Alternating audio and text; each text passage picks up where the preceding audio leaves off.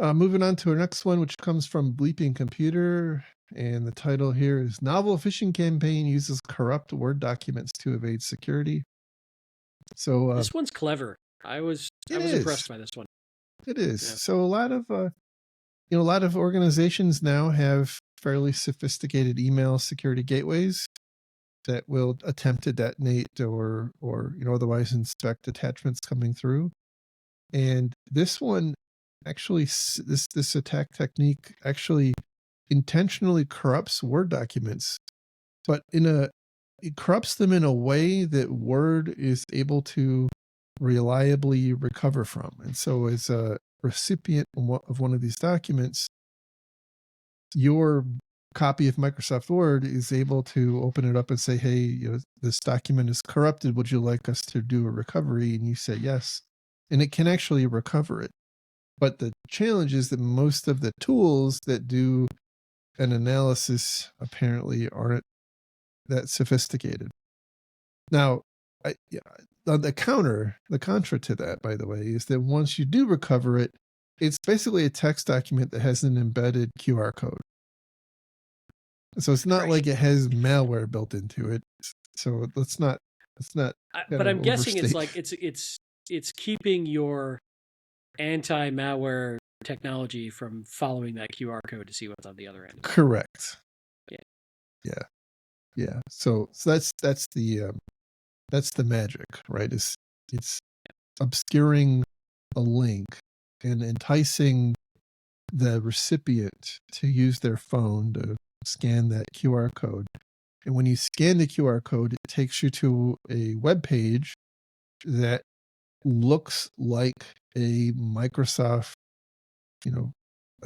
login page. We've talked about this ad nauseum about how there are now, as a service offerings where you can set up, sites to host and then intercept login sessions for Microsoft accounts.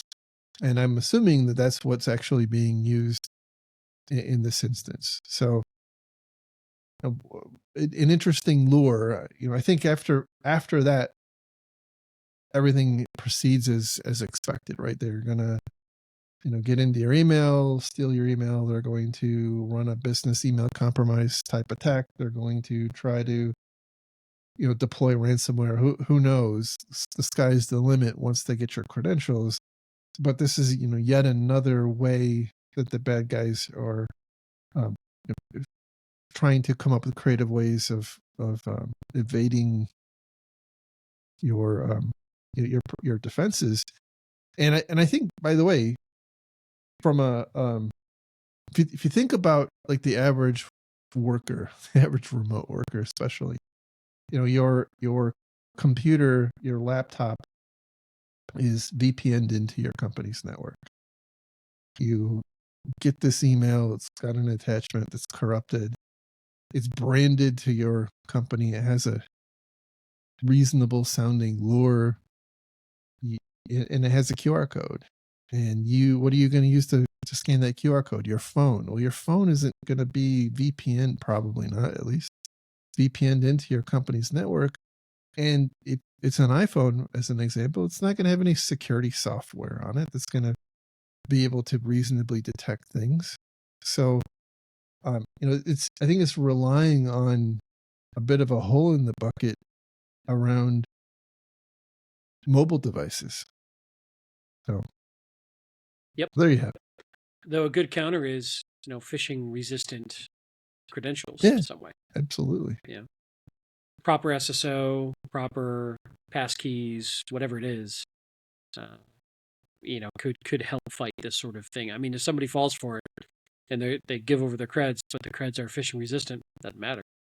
In theory, I mean, there's always the devil's always in the details, but that's the theory, at least.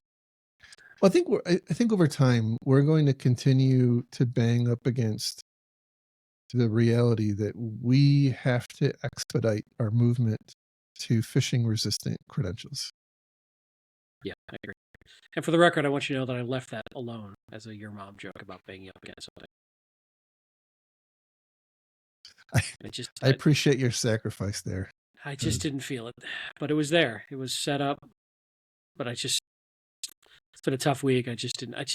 You got to feel it. You got to feel it in your gut to make it land, and I just The didn't. moment wasn't right. Yeah. But I just want credit for resisting a badly framed joke this one time. Noted.